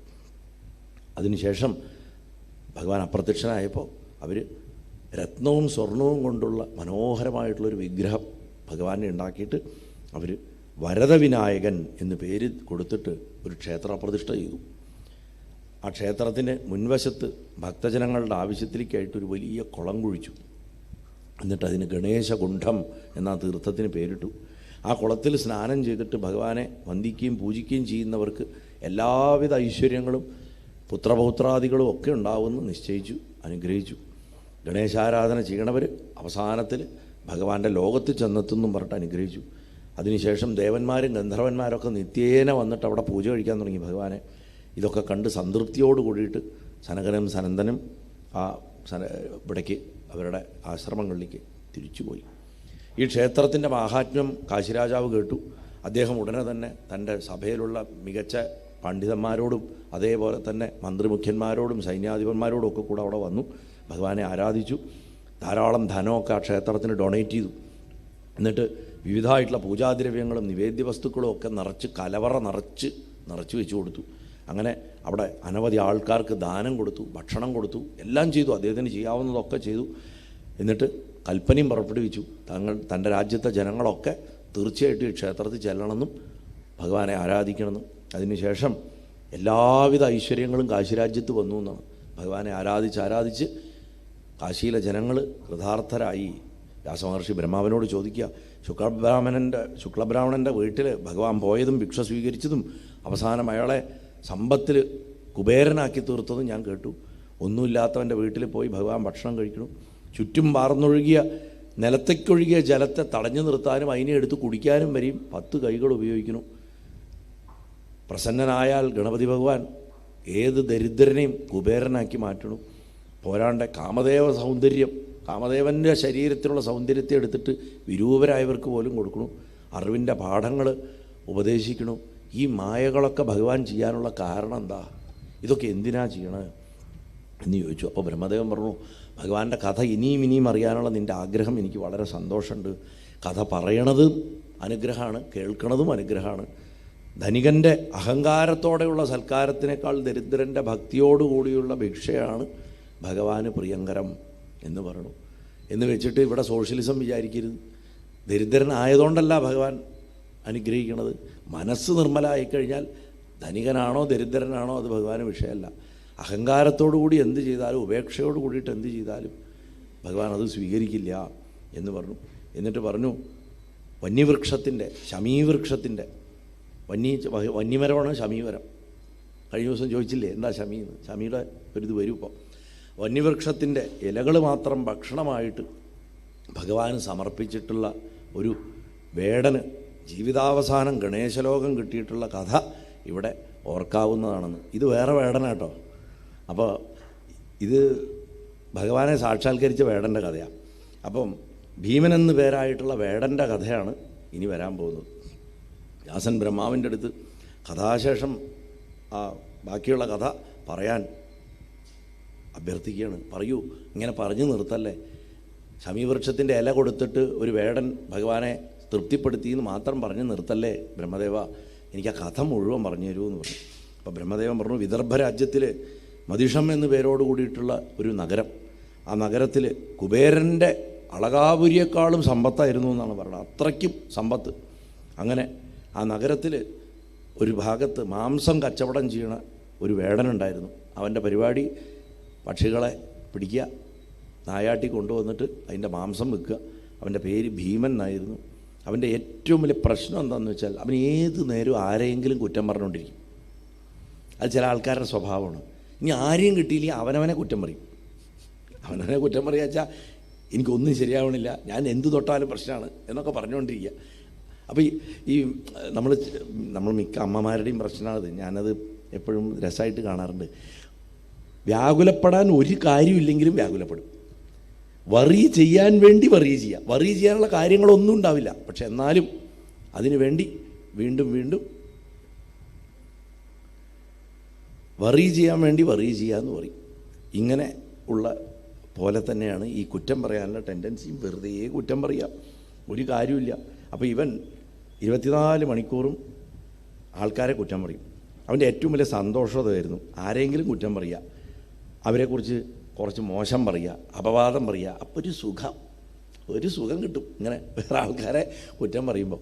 അപ്പോൾ അങ്ങനെ അമ്പും വില്ലും മറ്റനവധി ആയുധങ്ങളൊക്കെ തേച്ച് മിനുക്കി വെച്ചിട്ട് ആ മാംസത്തിന് വിൽപ്പനയ്ക്കുള്ള മൃഗങ്ങളെ കൊല്ലാൻ വേണ്ടിയിട്ട് ഇടയ്ക്കിടയ്ക്ക് മൂപ്പര് വനത്തിൽ പോകും. ഇവിടെ സ്റ്റോക്ക് കഴിയുമ്പോൾ പുതിയ മാംസം കൊണ്ടുവരാൻ വേണ്ടിയിട്ട് കാട്ടിൽ കയറും. കുടുംബത്തെ രക്ഷിക്കാൻ ചുമതലയുള്ളതുകൊണ്ട് അവന് ജന്തുഹിംസ ഒഴിവാക്കാൻ സാധിക്കാത്ത അവസ്ഥയായിരുന്നു. അതുകൊണ്ട് ഒരു പ്രശ്നം എന്താണെന്ന് വെച്ച് കഴിഞ്ഞാൽ ചില ദിവസങ്ങളിൽ അവന് ഒന്നും കിട്ടില്ല. വീട്ടിൽ കൊടുക്കണം, ഭാര്യയ്ക്കും മക്കൾക്കും തിന്നാൻ കൊടുക്കണം. അപ്പോൾ ആ സമയത്ത് ധനത്തിനായിട്ട് വഴിപോക്കരെയും ബ്രാഹ്മണരെയും ആക്രമിക്കാനും അവൻ മടിച്ചിട്ടുണ്ടായിരുന്നില്ല എന്നാണ് പറയുന്നത്. വേണ്ടി വന്നു കഴിഞ്ഞാൽ ആരെയും അവൻ ആക്രമിക്കും, ആരെയും ബുദ്ധിമുട്ടിലാക്കും, പിടിച്ചു പറിക്കും. അങ്ങനെ ഇരിക്കുന്ന സമയത്ത് ആ നഗരത്തിൽ ഒരു വലിയ ഉത്സവാഘോഷം നടന്നു. ആ സമയത്ത് കച്ചവടത്തിനായിട്ട് ധാരാളം കച്ചവടക്കാരും അതേപോലെ തന്നെ ഉത്സവം കാണാനായിട്ട് അനവധി പേരും വരുന്നുണ്ടായിരുന്നു അവിടേക്ക്. അതുകൊണ്ട് നല്ലോണം തനിക്കും മാംസക്കച്ചവടം നടക്കും എന്ന് തീരുമാനിച്ചു. ഇപ്പോഴും നമ്മുടെ നാട്ടിൽ അങ്ങനെയാണല്ലോ. അമ്പലങ്ങളിൽ ഉത്സവം ഉണ്ടെന്നുണ്ടെങ്കിൽ ഏറ്റവും കൂടെ വിറ്റ് പോകുന്നത് മദ്യവും മാംസമായിരിക്കും. ഞാൻ പറയണത് കേട്ടിട്ട് ഞെട്ടണ്ട, സത്യമാണ് ഞാൻ പറയണത്. ഞാൻ ഈ അടുത്ത് സിക്കിം എന്ന് പറഞ്ഞ സ്ഥലത്ത് കുറച്ച് ദിവസം ഉണ്ടായിരുന്നു. അപ്പോൾ അവിടെയുള്ള ആൾക്കാരുടെ അടുത്ത് ഇങ്ങനെ നമ്മൾ സംസാരിക്കും. അപ്പോൾ അവരുടെ നാട്ടിലത്തെ ചടങ്ങുകൾ, അവിടുത്തെ ആരാധനാ രീതികൾ എന്തൊക്കെയാണെന്നൊക്കെ ചോദിച്ച് മനസ്സിലാക്കി. എൻ്റെ വണ്ടി ഓടിച്ചിരുന്ന ഒരു സാരഥി ഉണ്ടായിരുന്നു, അയാളോടാണ് ഞാൻ ചോദിച്ചത്. അപ്പോൾ അയാൾ പറഞ്ഞു ഇങ്ങനെയൊക്കെയാണ്. അപ്പോൾ സാറിൻ്റെ നാട്ടിൽ എങ്ങനെയാണ് ചോദിച്ചു. അപ്പോൾ ഞാൻ നമ്മുടെ നാട്ടിലെ ഉത്സവങ്ങളുടെ കഥയൊക്കെ പറഞ്ഞു കൊടുത്തു. അവർക്ക് വിശ്വസിക്കാൻ പറ്റുന്നില്ല ഇത്രയും വലിയ ഉത്സവങ്ങളാണെന്ന്. അപ്പോൾ ഞാനിതൊക്കെ കാണിച്ചു കൊടുത്തു. ഇതെല്ലാം കാണിച്ചു കൊടുത്തു. നമ്മുടെ തൃശ്ശൂർ പൂരത്തിൻ്റെയും എന്താ പറയുക കൽപ്പാത്തിയിലെ തേരിൻ്റെയും ഇങ്ങനെയൊക്കെയുള്ള കേരളത്തിലുള്ള എല്ലാ വലിയ വലിയ ഉത്സവങ്ങൾ, ചെട്ടിക്കുളങ്ങര ഇങ്ങനെ ഉള്ള ഒരു സ്ഥലങ്ങളുടെയൊക്കെ പല പല പല ഫോട്ടോസൊക്കെ എടുത്തിട്ട് എന്താ പറയുക വ്യത്യസ്തമായിട്ടുള്ള ഭാവങ്ങൾ, ഇപ്പം തമിഴ്നാട്ടിലെ കാവടി അത് ഇതൊക്കെ കാണിച്ചു കൊടുത്തു. അപ്പം ഞങ്ങൾക്ക് ഒരുപാട് സമയം ഞങ്ങൾ ഒന്നിച്ചിട്ടുണ്ട്. ഏകദേശം 10-50 മണിക്കൂറോളം ഞങ്ങൾ ഒന്നിച്ചിട്ടുണ്ടായിരുന്നു. അപ്പോൾ ഇതൊക്കെ കാണിച്ചു കൊടുത്തതിന് അവൻ അവസാനം എന്നോട് പറയുകയാണ്, ഞങ്ങളുടെ നാട്ടിൽ ഉത്സവമൊക്കെ ഉണ്ട്, ഞങ്ങളെല്ലാവരും രാവിലെ വരും, 10 മിനിറ്റ് പൂജ കഴിക്കും, അത് കഴിഞ്ഞാൽ പോയിട്ട് കള്ളു കുടിക്കും, പിന്നെ കിടന്നുറങ്ങും. ഇതാണ് ഞങ്ങളുടെ ഉത്സവം. അപ്പം ഞാൻ പറഞ്ഞു, ഞങ്ങളുടെ അവിടെ ഏകദേശം 10ലേക്കാണ് എത്തിക്കൊണ്ടിരിക്കുന്നത്. ഉത്സവങ്ങളുടെയൊക്കെ അവസ്ഥ ഇതാണ്. മദ്യപിക്കാൻ വേണ്ടിയിട്ടുള്ള കാരണം കണ്ടെത്തുക എന്നുള്ളതാണ് ഞങ്ങളുടെ നാട്ടിൽ. മരിച്ചാലും മദ്യപിക്കും, ആഘോഷിക്കാനും മദ്യപിക്കും. ആ അവസ്ഥയാണ് നമ്മുടെ അവിടേക്ക് എത്തിയിരിക്കണമെന്ന് പറഞ്ഞു. അപ്പോൾ ഇവിടെ ഇവനറിയാം ഉത്സവം വന്നിട്ടുണ്ട്, അതുകൊണ്ട് ഏറ്റവും കൂടുതൽ വിറ്റുപോവുക മാംസവും മദ്യമാണ്. അതുകൊണ്ട് മാംസം ഫ്രഷായിട്ട് സ്റ്റോക്ക് ചെയ്യണം. എത്രത്തോളം മാംസം സംഭരിച്ച് വയ്ക്കാൻ പറ്റുമോ അത്രയും വിൽക്കാം എന്ന് കരുതിയിട്ട് ഇവൻ എന്താ ചെയ്തത്, കാട്ടിപ്പോയിട്ട് നല്ല തടിച്ചു കൊഴുത്ത മൃഗങ്ങളെ നോക്കി കണ്ടുപിടിച്ചിട്ട് കൊല്ലാൻ തുടങ്ങി. എന്നിട്ട് ചാക്കിൽ കെട്ടിയിട്ടാണ് മാംസം ചുമന്ന് ഇവൻ നഗരത്തിലേക്ക് വന്നത്. ചുരുക്കി പറഞ്ഞാൽ നഗരത്തിലേക്ക് ഇവൻ നടക്കാൻ തുടങ്ങിയ സമയത്ത് ഈ മാംസത്തിൻ്റെ മണം പിടിച്ചിട്ടും, ഇവൻ മനുഷ്യനാണല്ലോ, ഇവൻ്റെ മണം പിടിച്ചിട്ടും പിങ്കാക്ഷൻ എന്ന് പേരുള്ള ഒരു രാക്ഷസൻ പതുങ്ങി ഇവൻ്റെ പുറകെ വരാൻ തുടങ്ങി. അവൻ നഗരത്തിലേക്ക് ഇവൻ്റെ ഒപ്പം കയറി. ചുരുക്കി പറഞ്ഞാൽ ഇവൻ നഗരാതിർത്തിയിൽ നിന്ന് ജസ്റ്റ് അങ്ങോട്ട് കയറുമ്പോഴേക്കും ഈ പിങ്കാക്ഷൻ വന്നിട്ട് ഇവനെ പിടിച്ചു. ഒറ്റടിക്ക് 2 പക്ഷി, നല്ല രുചിയുള്ള മനുഷ്യമാംസവും തിന്നാം, അവനായിട്ട് തന്നെ കുറേ മൃഗമാംസവും വേട്ടയാടിയിട്ടുണ്ട്, അതുകൊണ്ട് അതും കഴിക്കാം. ഇവരെ 2 പേരെയും ഒറ്റയടിക്ക് കഴിക്കാമല്ലോ എന്ന് കരുതിയിട്ട് അവൻ പിടിച്ചു. ചുരുക്കി പറഞ്ഞാൽ എത്ര വലിയ വേടനാണെങ്കിലും ഏതെങ്കിലും ഒരു ദിവസം രാക്ഷസൻ പിടിക്കും. അപ്പോൾ ആ രാക്ഷസൻ പിടിച്ചതോട് കൂടിയിട്ട് ഈ വേടൻ്റെ അഹങ്കാരമൊക്കെ ശമിച്ചു. അവൻ ഭൂമിയിൽ പ്രാണഭയത്തോടു കൂടിയിട്ട് ബോധം കെട്ട അവസ്ഥയായി വീണു നിലത്തങ്ങട്. കയ്യിലുള്ള ആയുധങ്ങളൊക്കെ ചെതറിപ്പോയി. ഇത്രയും കാലം ആയുധങ്ങളൊക്കെ തോന്നണമാതിരി ഉപയോഗിച്ച് സാധുക്കളുടെ നേരെ പ്രയോഗിച്ചുകൊണ്ടിരിക്കുകയായിരുന്നു. രാക്ഷസനെ കണ്ടതോടു കൂടിയിട്ട് ആയുധം ഉപയോഗിക്കാനുള്ള വഴി മറന്നുപോയി. അവൻ്റെ കണ്ണ് 2ഉം പൊത്തി അലറിക്കരഞ്ഞു അവൻ ആ രാക്ഷസൻ്റെ രൂപം കണ്ടിട്ട്. എന്നിട്ട് പെട്ടെന്ന് കണ്ണ് തുറന്ന സമയത്ത് അവൻ ഒരു ശമീവൃക്ഷം വന്യമരം നിൽക്കുന്നത് കണ്ടു. കൊതറി നിലത്ത് ഉരുണ്ട് പെരണ്ട് ആ രാക്ഷസൻ്റെ പിടിയിൽ നിന്ന് എങ്ങനെയോ രക്ഷപ്പെട്ട് ആ മരത്തിൻ്റെ മുകളിലേക്ക് ശരം വിട്ടതുപോലെ കയറി, അതിൻ്റെ മുകളിൽ കയറി. രാക്ഷസനും അവനെ പിന്തുടർന്നിട്ട് പുറകെ വന്നു, അതിൻ്റെ മുകളിലേക്ക് കയറാൻ തുടങ്ങി. ആ സമയത്ത് വേടൻ മരത്തിൻ്റെ ആ ശാഖ പിടിച്ചിട്ട് കുലുക്കി ഇവനെ താഴേക്കിടാൻ വേണ്ടിയിട്ട് പിടിച്ചങ്ങോട്ട് കുലുക്കി. അതിന് ഇലകൾ കൊഴിഞ്ഞു.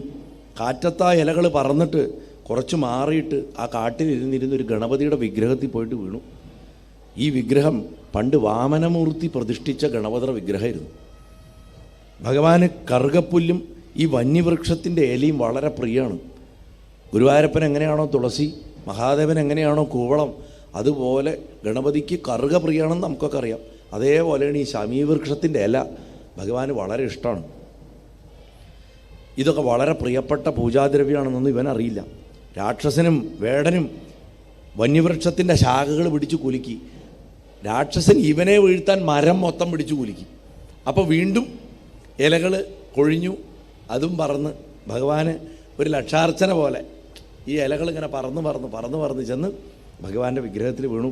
ഭഗവാൻ അത് മുഴുവൻ പൂജയായിട്ട് സ്വീകരിച്ച് 2 പേർക്കും മോക്ഷം നൽകാൻ തയ്യാറായിട്ട് 2 പേരെയും കൊണ്ടുപോകാനായിട്ട് തൻ്റെ ധാമത്തുനിന്ന് ദൂതന്മാരോട് കൂടിയിട്ട് ദിവ്യമായിട്ടുള്ള വിമാനത്തെ അയച്ചു കൊടുത്തു എന്നാണ് പറഞ്ഞു. അങ്ങനെ അയച്ചു കൊടുത്ത സമയത്ത് അഗ്നിയിൽ പുല്ല് ദഹിക്കുന്നത് പോലെ രാക്ഷസൻ്റെയും വേടൻ്റെയും ശരീരം ദഹിച്ചിട്ട് ദിവ്യദേഹമായി അവരുടെ. അങ്ങനെ അറിയാണ്ട് തന്നെ ഭഗവാന്റെ ആരാധന നിർവഹിച്ച ആ 2 പേരും ദിവ്യമായിട്ടുള്ള ലോകത്തിലെത്തി. അപ്പോൾ പിന്നെ ഭഗവാനെ സ്നേഹത്തോടു കൂടി പൂജിക്കണവരുടെ കാര്യം പറയാനുണ്ടോ എന്നാണ് ചോദിക്കുന്നത്. അത് കഴിഞ്ഞാൽ ഈ കഥ കേട്ടതിന് ശേഷം പൂർവ്വജന്മത്തിൽ വേടനും രാക്ഷസനും ആരായിരുന്നു എന്ന് വ്യാസമഹർഷി ചോദിക്കും. കാരണം ഏതൊരു ദുഷിച്ച ജന്മത്തിനും ഒരു പൂർവ്വജന്മം ഉണ്ടാവും. ആ പൂർവ്വജന്മം എന്താണെന്ന് അന്വേഷിക്കൽ പഴയ കാലത്തൊരു രീതിയായിരുന്നു. വൃത്രാസുരൻ്റെ കാര്യത്തിൽ വൃത്രാസുരൻ ദുഷ്ടനായിട്ടും പക്ഷേ അവസാന കാലത്ത് അഹം ഹരേ എന്ന് പറഞ്ഞിട്ട് സ്തുതിക്കാൻ മാത്രമുള്ള ആ മാഹാത്മ്യം വൃത്രൻ എങ്ങനെ ഉണ്ടായി എന്ന് ചോദിക്കേണ്ട പരീക്ഷിത്ത്. അപ്പോഴാണ് പൂർവ്വകഥ പറഞ്ഞു കൊടുക്കുന്നത്. അദ്ദേഹം എത്രമാത്രം പുണ്യം ചെയ്ത ആളായിരുന്നു, യഥാർത്ഥത്തിൽ ശ്രീപാർവതിയുടെ ശാപം കൊണ്ടാണ് ഇത് സംഭവിച്ചത് എന്നൊക്കെ പറഞ്ഞ് ആ കഥ പറയുന്നുണ്ട്. അതുപോലെ ആ വേടൻ പൂർവ്വജന്മത്തിൽ വേദാംഗങ്ങൾ പഠിച്ചിട്ടുള്ള ഒരു രാജാവായിരുന്നു വ്യാസ എന്ന് ബ്രഹ്മദേവൻ പറഞ്ഞു. എല്ലാ ശാസ്ത്രങ്ങളിലും അദ്ദേഹത്തിന് വലിയ അറിവുണ്ടായിരുന്നു. ദേവന്മാരെ അതിഥികളെയൊക്കെ പൂജിച്ചു, അനവധി യാഗങ്ങൾ ചെയ്തു. വലിയ ചതുരംഗപ്പട അദ്ദേഹത്തിനുണ്ടായിരുന്നു. ചതുരംഗപ്പടയിൽ ആന, കുതിര, തേര്, കാലാള്, ഇങ്ങനെ 4 സെറ്റാണ് ഉണ്ടാവുക. അതാണ് ചതുരംഗം. ദാനശീലനായിരുന്നു, ശൂരനായിരുന്നു, ശത്രുക്കളെ ജയിച്ചവനായിരുന്നു. സുമുഖി എന്ന് പറയുന്ന അതിസുന്ദരിയായിട്ടുള്ളൊരു ഭാര്യ ഉണ്ടായിരുന്നു. മരിക്കുന്നതിന് മുമ്പ് അദ്ദേഹം അനവധി സൽക്കർമ്മങ്ങളും അനുഷ്ഠിച്ചു. അങ്ങനെ ഇരിക്കുമ്പോൾ മരിച്ചു. പുത്രനില്ലാണ്ടാണ് മരിച്ചത്. ആ സമയത്ത് ഭർത്താവ് മരിച്ചതുകൊണ്ട് ഭാര്യ അദ്ദേഹത്തിൻ്റെ ചെതയിൽ ചാടി അവളും മരിച്ചു. മന്ത്രിമാർ രാജാവിനും പത്നിക്കും ഉചിതമായിട്ടുള്ള സംസ്കാരങ്ങളൊക്കെ ചെയ്തു. മരിച്ചതിൻ്റെ ദിവസം കഴിഞ്ഞ് 11ാമത്തെ ദിവസം ദാനാദി കർമ്മങ്ങളൊക്കെ ചെയ്തു. പരേതാത്മാക്കൾക്ക് നിത്യശാന്തി കൊടുക്കാൻ വേണ്ടിയുള്ള പ്രാർത്ഥനകളൊക്കെ മന്ത്രിമാർ തന്നെ ചെയ്തു. രാജ്യഭാരം ആരെ ഏൽപ്പിക്കാമെന്ന് ആലോചിച്ചു. ആ സമയത്ത് രാജാവിൻ്റെ ഒരു ബന്ധു അതേമാതിരി ബുദ്ധിമാനുമായിട്ടുള്ള ദുർദർശൻ എന്ന് പറഞ്ഞിട്ടുള്ള ഒരു മഹാത്മാവ് ഉണ്ടായിരുന്നു. അദ്ദേഹം ബുദ്ധിമാനായിരുന്നു. അദ്ദേഹത്തിൻ്റെ മകൻ സാമ്പൻ ചെറുപ്പാണ്. ആ സാമ്പനെ തിരഞ്ഞെടുക്കാം എന്ന് പറഞ്ഞു. ഇത് സത്യമായിട്ടുള്ള കാര്യം എന്താണെന്ന് വെച്ചാൽ, ഈ സാമ്പൻ ശരിക്കും ദുർദർശൻ്റെ മകനല്ലായിരുന്നു. അത് അയാളുടെ ഭാര്യ, അതായത് ഇവൻ്റെ അമ്മ രഹസ്യമായി സൂക്ഷിച്ചൊരു കഥയായിരുന്നു. അവൾക്ക് ജാരനായിട്ട് ഒരു മുക്കുവനാണ് ഉണ്ടായിരുന്നത്. ആ മുക്കുവനിലുണ്ടായ മകനായിരുന്നു ഈ സാമ്പൻ. ഇതൊന്നും അറിയാണ്ട മന്ത്രിമാർ ദുർദർശൻ്റെ വാക്കുകൾ കേട്ടിട്ട് നല്ലൊരു മുഹൂർത്തത്തിൽ സാമ്പനെ രാജാവായിട്ട് അഭിഷേകം ചെയ്തു. കുറേ കാലം ആ ഐശ്വര്യമായിട്ട് സാമ്പൻ രാജ്യം ഭരിച്ചു. തനി സ്വഭാവമൊന്നും പുറത്തെടുത്തില്ല. അടിസ്ഥാനപരമായിട്ട് അവൻ വളരെ ദുഷ്ടനായിരുന്നു. മന്ത്രിമാർ അവരുടെ സ്ഥാനങ്ങളിലൊക്കെ ഇരിക്കുകയും ചെയ്തു. കുറേശ്ശെ കഴിഞ്ഞപ്പോൾ സാമ്പൻ തൻ്റെ തനി സ്വഭാവം പുറത്തു വന്നു. സ്ത്രീസേവ, മദ്യപാനം, ഇങ്ങനെയുള്ള ദുർവൃത്തികളിലൊക്കെ ആരെയും വകവയ്ക്കാൻ സാമ്പൻ തയ്യാറായില്ല. അതായത് ആരെന്ത് പറഞ്ഞാലും കേൾക്കില്ല. രാജ്യത്ത് ചെറുപ്പക്കാരികളായിട്ടുള്ള സ്ത്രീകൾക്ക് അവനെ പേടിച്ചിട്ട് ജീവിക്കാൻ പറ്റാണ്ടായി. മദ്യശാലകളിലുള്ള മദ്യം മുഴുവൻ അവന് കുടിക്കാൻ വേണ്ടിയിട്ടാണെന്ന് നിർബന്ധിച്ചു. ആ അവസ്ഥയായി. ദുരാചാരങ്ങൾ ചെയ്തു. ബ്രാഹ്മണരുടെയും ധനികരുടെയും ഒക്കെ സ്വത്ത് വലിയ വലിയ നികുതി ചുമത്തിയിട്ട് അവൻ പിടിച്ചെടുക്കാൻ തുടങ്ങി. സാധാരണ ജനങ്ങളെ പൊറുതി മുട്ടിച്ചു. വഴി നടക്കാൻ പറ്റാണ്ടായി. ഇതൊന്നും നല്ലതല്ല എന്ന് മന്ത്രിമാർ പറഞ്ഞിട്ടും അവന് തലേ കയറിയില്ല. ദുഷ്ടബുദ്ധി എന്ന് പേരിനനുസരിച്ച് തന്നെ സ്വഭാവമുള്ള ഒരുത്തൻ അവന് കൂട്ടുകാരനായിട്ടും കിട്ടി. ഈ ദുഷ്ടബുദ്ധിയുടെ ഉപദേശപ്രകാരമാണ് പിന്നെ സാമ്പൻ്റെ ജീവിതം മുഴുവൻ. ദുരാചാരങ്ങളെയൊക്കെ പ്രോത്സാഹിപ്പിച്ചുകൊണ്ടിരുന്നുകൊണ്ട് അവന് ധാരാളം ധനം, അതുമാതിരി മറ്റു സമ്പത്തൊക്കെ ഈ ദുഷ്ടബുദ്ധിക്കും കൊടുക്കും. തനിക്ക് കിട്ടണ പൈസയുടെ നല്ലൊരു പങ്കും രാജ്യത്തിൻ്റെ സമ്പത്ത് മുഴുവൻ ദുഷ്ടബുദ്ധിയുടെ വീട്ടിലായി. നമുക്കറിയാലോ, ചില ഭരണാധികാരികൾക്ക് ചില സുഹൃത്തുക്കൾ ഉണ്ടായിരുന്നതും ഭരണാധികാരിയെക്കാട്ടിലും അവർ സമ്പാദിച്ചു കൂട്ടിയിട്ട് ഇരുന്നിട്ടുള്ളതൊക്കെ കഥകൾ നമ്മൾ കണ്ടിട്ടുണ്ട്, അല്ലേ? നമ്മുടെ തൊട്ടയൽ സംസ്ഥാനത്ത് വരെ ഉണ്ടായിട്ടുണ്ട്. അപ്പോൾ അങ്ങനെ ഉപദേശിച്ച മന്ത്രിമാരെ പിടിച്ചിട്ട് തടവിലിട്ടു. എന്നിട്ട് ഇവനെ മന്ത്രിയാക്കി. ആരുടെ വേണമെങ്കിലും തലവെട്ടിക്കോ, എനിക്കെതിരെ പറയണവരുടെ എന്ന് പറഞ്ഞിട്ട് പൂർണ്ണാധികാരം കൊടുത്തു. ചുരുക്കി പറഞ്ഞാൽ രാജാവ് അന്തഃപുരം വിട്ട് പുറത്തേക്ക് വരാണ്ടായി. രാജ്യഭരണം ഇവൻ്റെ കയ്യിൽ. സാമ്പൻ യഥേഷ്ടം രാജ്യകാര്യങ്ങൾ നോക്കുന്ന സമയത്ത് ഈ വേശ്യാസ്ത്രീകളുമായിട്ടും ബന്ധം വെച്ചു. വേശ്യാസ്ത്രീകൾ കൊട്ടാരത്തിൽ, രാജാവിൻ്റെ ഭാര്യമാരൊക്കെ പുറത്ത്. ഈ അവസ്ഥയായി. അങ്ങനെ ഏത് തരത്തിൽപ്പെട്ട ആൾക്കാരാണെന്നുള്ള ഒന്നും ചിന്തിക്കാണ്ട സ്ത്രീരൂപമുള്ള ആരെയും പിടിച്ചുകൊണ്ട് വന്നിരുന്നു. അങ്ങനെയായിരുന്നു അവസ്ഥ. ദുഷ്ടബുദ്ധിയായിട്ടുള്ള മന്ത്രി ഇതിനു വേണ്ട എല്ലാ ഒത്താശകളും ചെയ്തു കൊടുത്തു. കന്യകയാണെന്നോ അമ്മയാണെന്നോ ഉള്ള പരിഗണന ഇല്ലാണ്ട സ്ത്രീകളെ മാനഭംഗപ്പെടുത്തി. ബ്രാഹ്മണരെ കൊന്നു, സ്ത്രീകളെ കൊന്നു, കുട്ടികളെ കൊന്നു. ദുഷ്ടനായിട്ടുള്ള രാജാവിൻ്റെ വീട്ടിൽ ബ്രാഹ്മണരും പൗരമുഖ്യരും ഒന്നും കടക്കാണ്ടായി. വേദജപം ഇല്ലാണ്ടായി. ജനങ്ങൾക്കൊക്കെ വെറുപ്പായി. ഒരു ദിവസം ഇവർ രണ്ടുപേരും കൂടെ വേട്ടയാടാൻ കാട്ടിപ്പോയി. അവിടെ ആവശ്യമില്ലാണ്ട്, ഒരു കാര്യമില്ലാണ്ട് പല ജന്തുക്കളെയും കൊന്നൊടുക്കി. മാനുകളെ കൊന്നു, പറവകളെ കൊന്നു.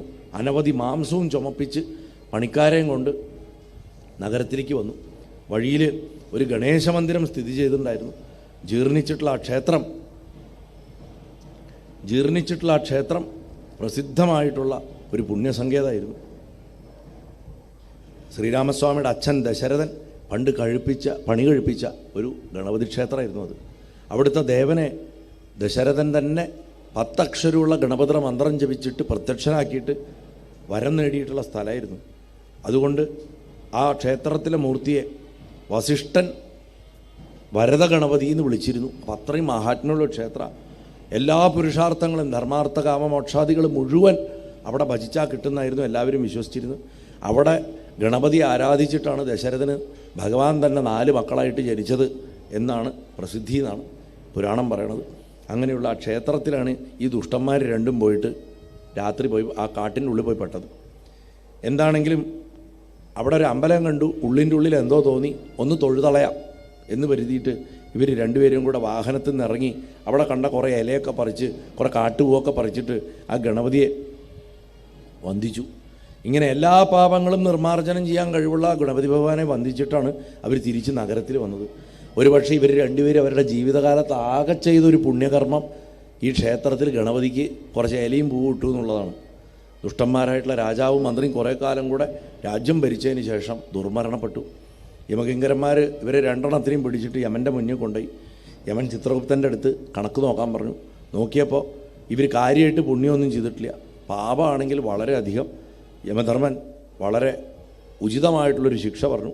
ആദ്യം ഇവരെ ഇരുമ്പ് വടി കൊണ്ട് അടിച്ചിട്ട് വെള്ളം നിറഞ്ഞിട്ടുള്ള വൃത്തികെട്ട വെള്ളം നിറഞ്ഞിട്ടുള്ള കുഴിയിൽ തള്ളിയിടണം.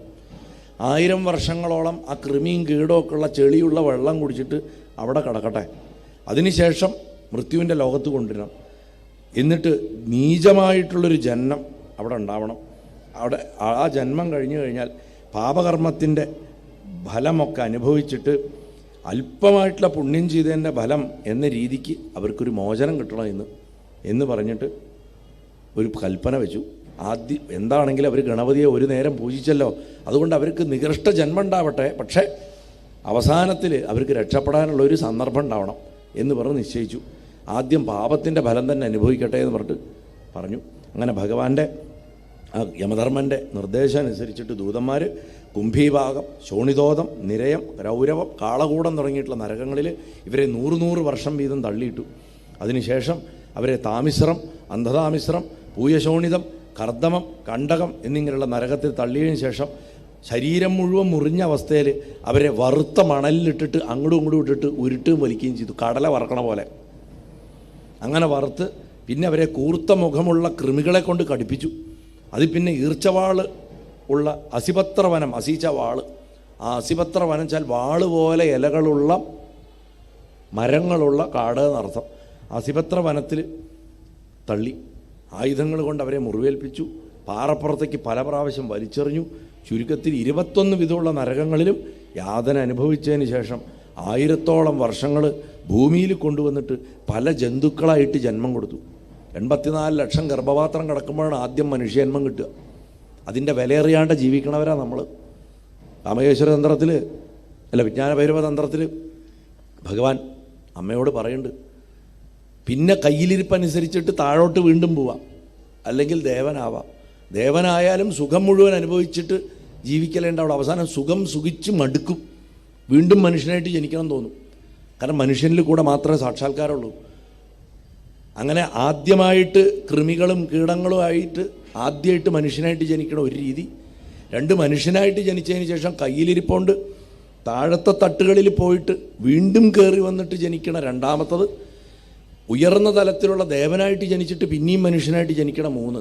ഇത് 3 പ്രശ്നം എന്താ വെച്ചാൽ ജനിക്കാനുള്ള ഗർഭപാത്രം അവനവൻ്റെ ഇഷ്ടത്തിന് സ്വീകരിക്കാൻ പറ്റില്ല. ഇന്ന വീട്ടിൽ ഇന്ന അമ്മയുടെ വയറ്റിൽ ജനിക്കുന്ന നമുക്ക് തീരുമാനിക്കാൻ പറ്റില്ല. പക്ഷെ പിന്നെ 2 ഉണ്ട്. സാക്ഷാത്കാരം കിട്ടിയതിന് ശേഷവും ലോകനന്മയ്ക്ക് വേണ്ടിയിട്ട് ജനിക്കുന്ന ഋഷിമാർ, ദിവ്യന്മാർ, അവർക്ക് തീരുമാനിക്കാം ഇന്ന അച്ഛൻ്റെ അമ്മയുടെയും മകനായിട്ടാണ് ഞാൻ ജനിക്കുക. മരിക്കാൻ നമ്മുടെ കയ്യിൽ സാധ്യതയുണ്ട്. അതുകൊണ്ട് ആത്മഹത്യ ചെയ്യാൻ സാധിക്കുന്നു. അവനവനെ കൊല്ലാൻ പറ്റും, സ്വയമേവ ജനിക്കാൻ പറ്റില്ല. പക്ഷെ ഋഷിമാർക്കത് സാധിക്കും. 5ാമത്തെ തരം എന്ന് പറയുന്നത് സാക്ഷാൽ ഭഗവാൻ ഇറങ്ങി വരണത് ഭൂമിയിലേക്ക്, അവതാരം എന്ന് പറയും. അതിലും അച്ഛനമ്മമാരെ നിശ്ചയിക്കാൻ സാധിക്കും. കാരണം ഭഗവാൻ തീരുമാനിക്കുകയാണ് ഇന്നാളുള്ള വീട്ടിലെ ഞാൻ ജനിക്കുക എന്ന് തീരുമാനിക്കാൻ പറ്റും. ഞാൻ ചുരുക്കിയ പറഞ്ഞതൊക്കെ ഞാൻ മുമ്പ് വിസ്തരിച്ച് പറഞ്ഞിട്ടുള്ള വിഷയങ്ങളാണ്.